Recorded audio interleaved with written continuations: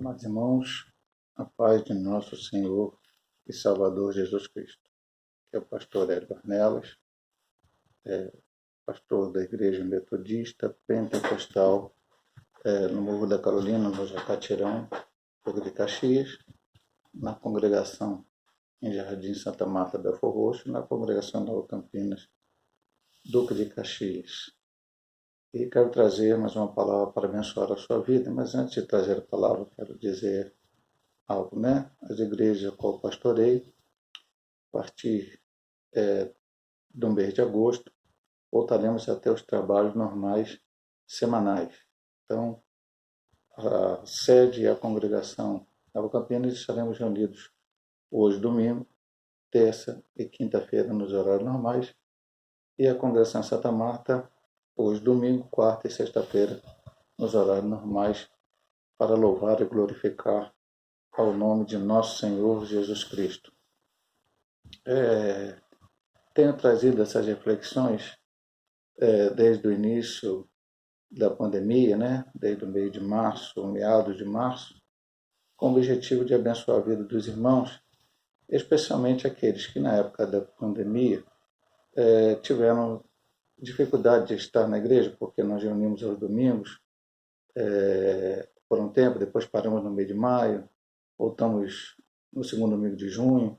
Eu vi muitas coisas acontecerem. E alguns irmãos também que, por motivo de enfermidade, não podem estar na casa do Senhor. Esse é o nosso objetivo. Eu não sei se eu, com a volta dos trabalhos normais, poderei continuar mandando um vídeo de reflexões por dia, mas nós vamos ver o que podemos fazer, porque alguns irmãos, mesmo com a volta dos trabalhos, por motivo de enfermidade, não poderão estar frequentando a casa do Senhor.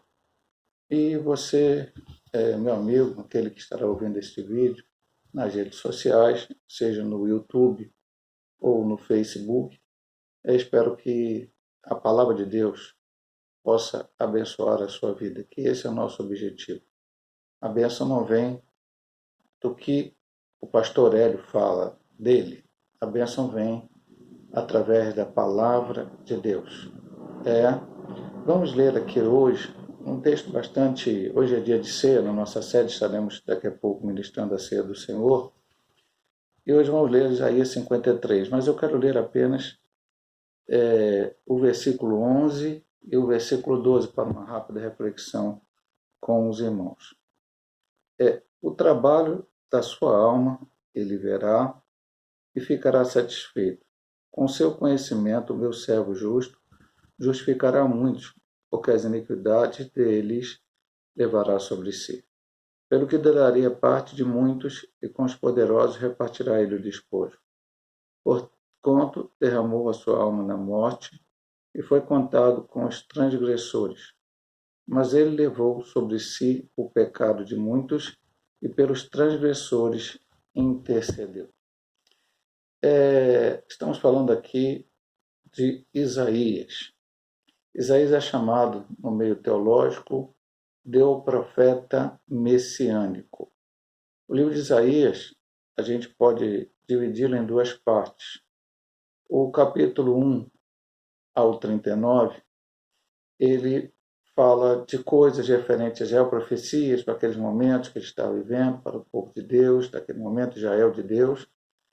E do capítulo 40 ao 66, que são a maioria das profecias messiânicas. Embora, entre 1 e 39, nós temos a citação de 7,14 sobre Emanuel, 9,6, um filho se nos deu, um menino se nos deu, um filho nos nasceu, enfim, e outras profecias também, mas mais especificamente a partir do capítulo 40 ao 66.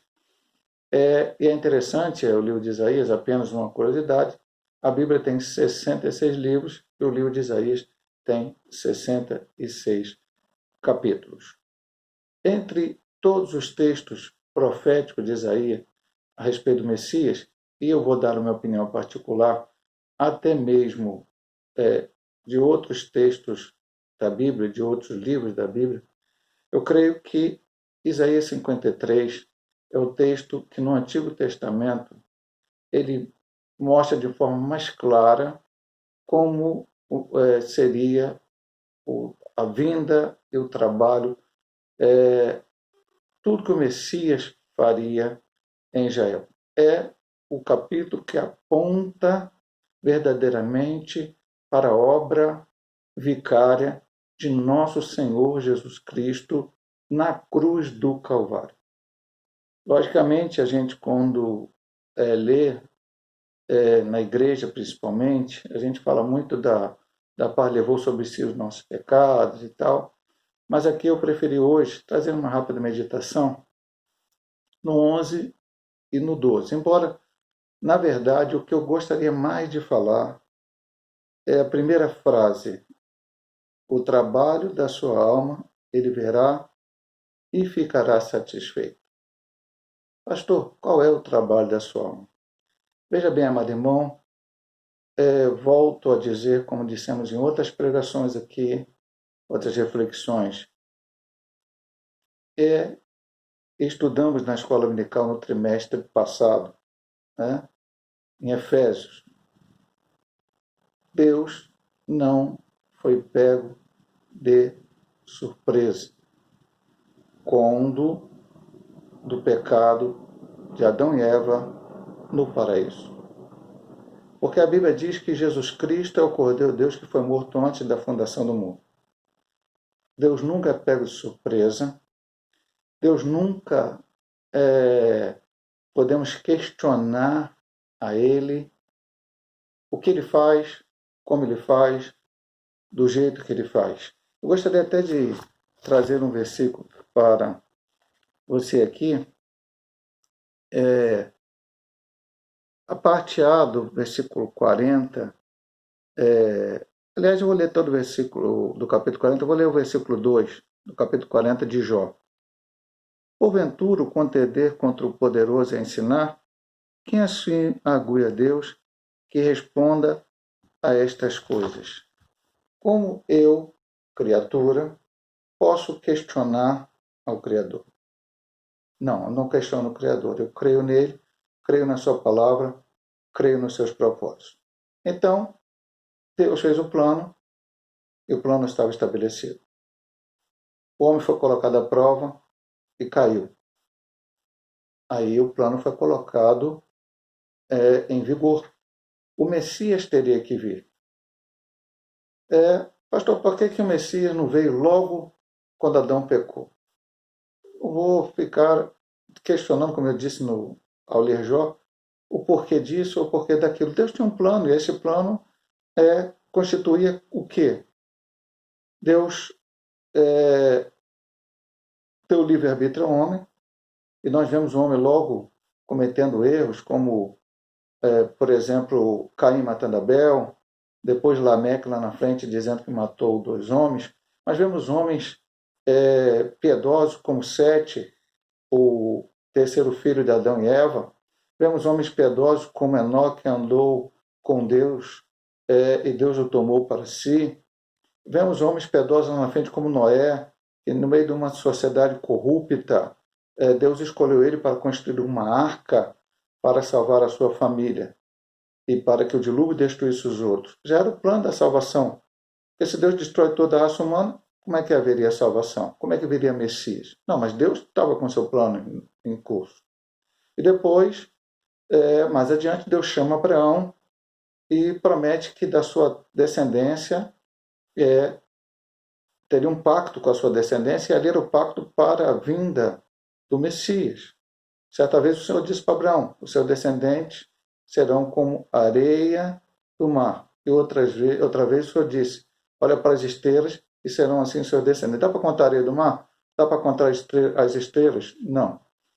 Descendente de areia do mar, os descendentes dele, humanamente falando, os judeus.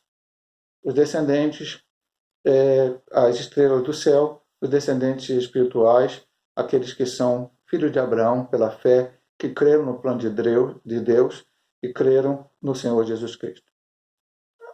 Abraão, muitas provas, muitas situações, Isaac, Jacó, José, o povo vai para o Egito, vira depois de escravo, Deus tira ele com uma forte, coloca ele na terra prometida, muitas coisas acontecem até que, como disse lá, e nós estudamos na escola dominical, a carta aos Efésios, na plenitude dos tempos, no momento certo, na hora certa, dentro do planejamento de Deus, então o Filho amado vem a este mundo. O trabalho da sua alma ele verá e ficará satisfeito.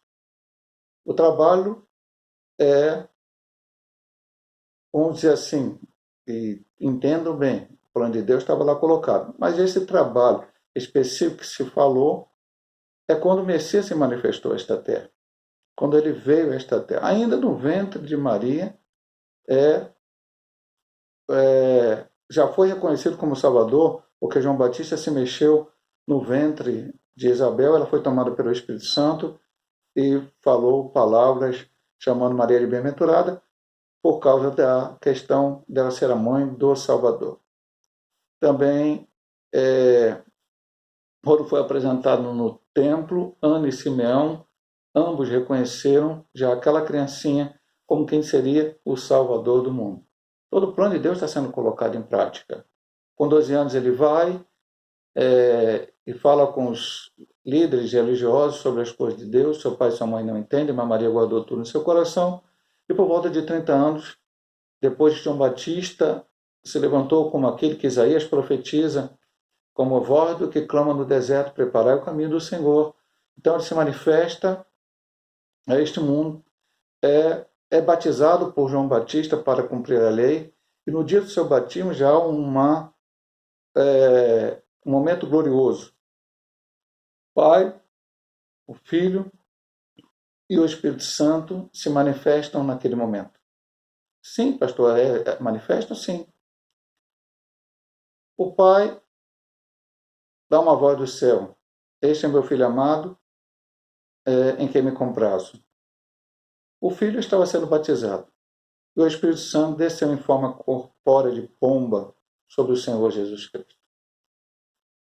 Ele começa o ministério, depois mais ou menos de um ano, junta os seus discípulos, ou discípulos sendo juntados, e ele escolhe 12 apóstolos, 12 homens para estar mais perto dele. Não é que os outros discípulos o abandonaram, não, continuaram seguindo a Cristo, mas 12 eram os mais próximos, que iam mais vezes com Cristo em vários lugares. Chega certa vez, em João capítulo 6, Jesus dá um discurso forte, e as pessoas que estavam seguindo o abandonam. Ele pergunta então aos 12, vocês também vão querer me abandonar? E Pedro diz, em nome dos outros, Senhor, para onde iremos nós, se só tu tens palavras de vida eterna? Então o plano de Deus foi colocado, mas o plano de Deus não era apenas que o Cristo viesse, se manifestasse e pregasse. O plano de Deus já estava escrito na Bíblia Sagrada, que ele iria padecer, que ele iria morrer, que ele iria ressuscitar ao terceiro dia. Lembramos, até pregamos aqui numa das reflexões, depois da sua morte e ressurreição, em Lucas capítulo 24, quando ele caminha juntamente com 2 discípulos que estão indo para Emaús. E pergunta a eles por que eles estavam tristes. Eles dizem, você não sabe do acontecimento? E falam para ele que aquele Messias que eles estavam esperando tinha morrido. E ele vai mostrando nas Escrituras Sagradas, passo a passo, tudo que tinha que acontecer, como citando vários textos do Antigo Testamento. Então, tudo aquilo já estava profetizado, tudo aquilo deveria acontecer. Ele pregou, ele ensinou, ele curou, ele ressuscitou mortos, ele multiplicou pães e peixes, todos os milagres possíveis, pregou com autoridade, ele não pregava como os escribas e fariseus, que muitas vezes o próprio Senhor disse, eles falam uma coisa, mas não praticam, mas ele fazia todas aquelas coisas.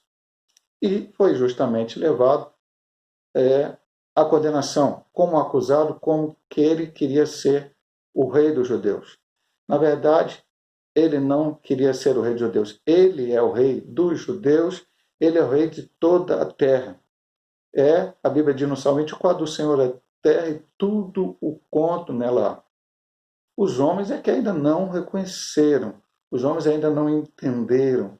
Jesus Cristo vai reinar no milênio com os judeus já convertidos após a grande tribulação e com a sua igreja.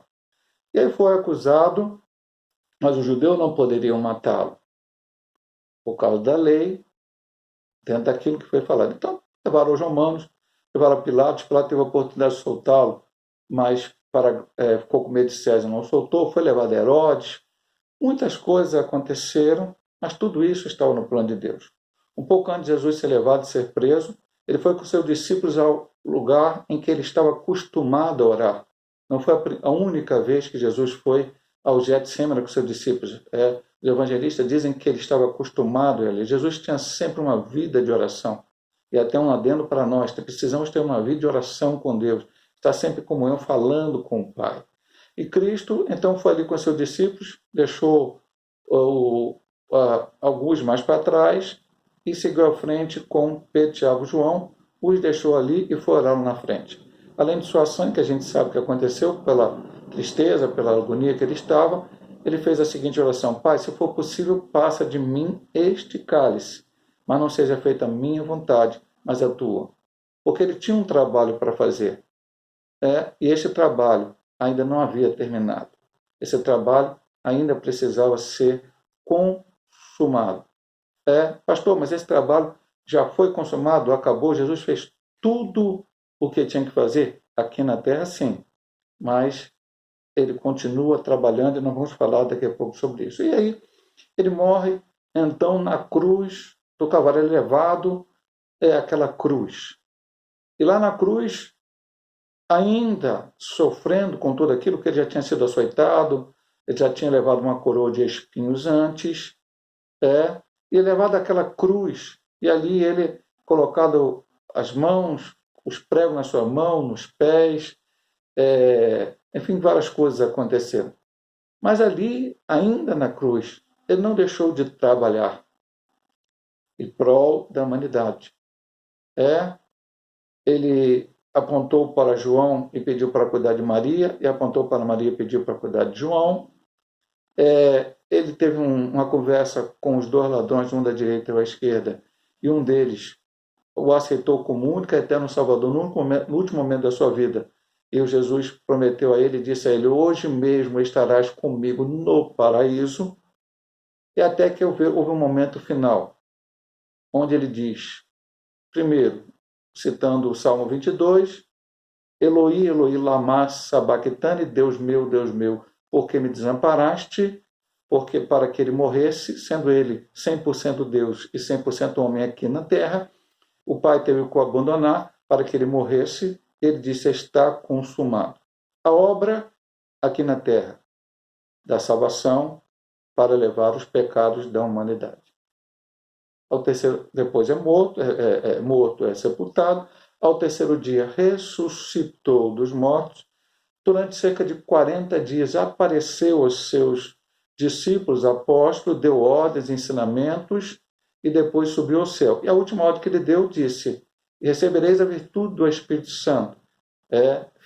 Primeiro ele tinha dito: ficar em Jerusalém até que do alto seja revestido de poder, Lucas 23, 49. Depois ele disse em Atos 1:8: recebereis a virtude do Espírito Santo e semeis testemunhas, tanto em Jerusalém, como na Judéia, como em Samaria e como aos confins da terra. Subiu ao céu e depois de 10 dias enviou o seu Espírito Santo. O dia de Pentecoste, o Espírito Santo será derramado sobre toda a carne, basta buscarmos. Então, o trabalho da sua alma, ele verá e ficará satisfeito. Antigamente os pregadores falavam, e hoje dificilmente a gente vai falar, né? A festa no céu, quando uma alma se converte, entrega o seu coração a Jesus Cristo. O que mais satisfaz ao nosso Senhor Jesus Cristo é que alguém que está sob o jugo de Satanás, porque a obra do Senhor foi essa. Pastor, o Senhor veio para trazer prosperidade material para nós? Também pode trazer prosperidade material para nós. Alguns homens de Deus tiveram esse, mas não é o principal.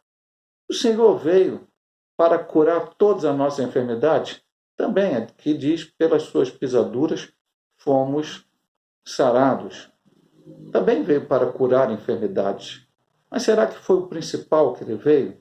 Não, o principal, que o trabalho principal dele aqui nesta terra foi dar condições, através da sua morte na cruz do Calvário, para que o homem perdido, o homem que não tem Deus, possa aceitá-lo como Salvador e agora viver neste mundo tão difícil com esperança. E que esperança é essa? A esperança que brevemente ele voltará para buscar a sua igreja. Pastor, o que ele faz desde o dia que ele ressuscitou, subiu ao céu, enviou o Espírito Santo, o outro Consolador, como ele tinha prometido aos seus discípulos, até o dia que ele voltar para arrebatar a sua igreja? A Bíblia diz que ele está à direita de Deus Pai Todo-Poderoso, intercedendo pela sua igreja. Certa vez aqui na terra, ele disse, eu até preguei, João capítulo 5, 17, fiz até foram 4 reflexões seguidas, né? 4 partes, que eu fiz logo no início da pandemia. Meu pai trabalha até agora e eu também. Ele continua trabalhando. Ele continua intercedendo por nós. Você não está sozinho neste mundo. Quando voltamos lá, por que Deus disse aquilo a Jó? Depois eu quero até trazer uma palavra sobre aquele texto que li lá de Jó, que eu citei no início da pregação. Porque Jó, naqueles momentos, citado pelos seus amigos, muitas vezes ele questionou a maneira como Deus cuida do mundo. Como é que Deus faz? Eu já contei isso aqui, mas vou contar mais uma vez. E Jó falou isso por causa dos seus problemas. Eu tinha um professor no seminário, um pastor da Assembleia de Deus, eu peço perdão porque não me lembro o nome dele. Eu tinha algumas apostilas, tinha o nome dos professores, mas eu acabei emprestando, sumindo. E até cadernos também que eu tive que me desfazer. Mas esse professor nos trouxe algumas lições, e uma das lições foi a seguinte: ele disse, ele era homem do mundo, pecador, fazia um monte de besteira, e veio se converter e aceitar a Cristo como Salvador. Isso, você imagina, sei lá, 50 anos atrás ou mais. Enfim, ele se converteu. E casou com uma moça, e ele até falava assim, uma moça virgem que não sabia nenhuma maldade deste mundo, não sabia de nada. Ela casou assim, sem saber de nada. Naquele tempo que não tinha internet, não tinha essas besteiras na televisão. Então as pessoas, os jovens, jovens, adolescentes, não sabiam tudo isso. Infelizmente, essa gama de informações que vem ruim para atrapalhar a vida das pessoas, né? E ela casou-se com ele, eles casaram, mas pouco tempo depois ela teve um câncer e faleceu. Ele disse para nós, ele quase entrou para uma coisa chamada deísmo. Não, deísmo não é evangelho. Para ser deísmo, pastor, é Deus, então deve ser bacana isso. Não. Deísmo é uma... Mas eu vou assim dar uma definição pequena para você entender. O que é deísmo? Deus criou tudo aquilo que está criado. Colocou leis e se mandou. E disse, agora vocês se viram aí. Agora vocês dão o seu jeito aí, porque não tem mais nada a ver com isso, não vou meter nisso. Não. Isso não existe. Graças a Deus que ele não entrou nisso. Ele deu testemunho para a gente que ele quase entrou, mas não entrou. Continuou sendo um crente, virou um pastor evangélico, professor de seminário, e faleceu sendo um homem de Deus. E certamente foi encontrar com a sua esposa lá na glória, né? Ela também era uma serva de Deus. Mas Deus não. Deus não foi embora, Deus não abandonou, Deus não deixou as coisas rolando. Ele está ao teu lado. O Senhor Jesus prometeu onde ir para o céu. Eis que estou convosco todos os dias até a consumação dos séculos. Ele não nos abandonou e não nos abandonou. Mas pastor, eu estou passando problema. Você está passando problema porque, amado irmão, a Bíblia diz claramente. Jesus disse, no mundo tereis aflições. Então temos aflições. Pedro teve aflição, João teve aflição, Paulo teve aflição, todos os homens de Deus tiveram aflição, mas não deixaram de ser homens de Deus, mulher de Deus, confiando nesse Deus. O choro pode durar uma noite, mas a alegria vem para amanhã. Você tem que ter fé, esperança, confiar. Jó teve aquele momento, depois Deus falou com ele. Depois ele disse para o Senhor, Senhor, eu falei do que eu não sabia. Eu te conhecia por ouvir falar, mas agora os meus olhos te veem. Como é que os olhos dele viram a Deus? Através da luta, do problema, da dificuldade, de todas as situações que aconteceram com ele. Viu, amado irmão? Não deixe que qualquer problema. Estamos vivendo ainda em momentos difíceis. Muitos não estão mais acreditando na pandemia. Muitos não estão achando que é a realidade, estão vivendo de qualquer maneira. Outros estão preocupados realmente com a parte financeira.